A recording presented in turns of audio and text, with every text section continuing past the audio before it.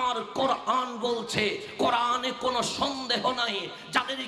যারা বলে রসুল নূর, তাদেরকে জিজ্ঞেস করলাম রসুল নূর কোথায় আছে? তারা বলতে লাগলো কোরআনে আছে। আমি বললাম দলিল কি? তারা বলল কাদ জাআকুম মিনাল্লাহি নূর।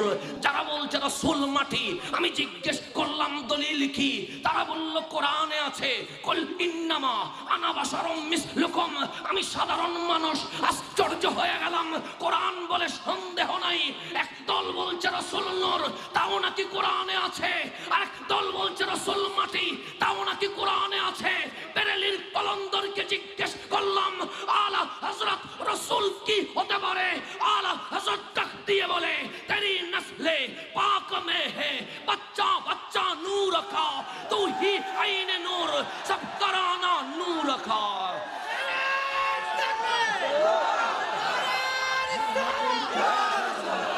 তাহলে একদল বলছে রসুল মাটি, সেও কোরআন নিয়ে বসে আছে।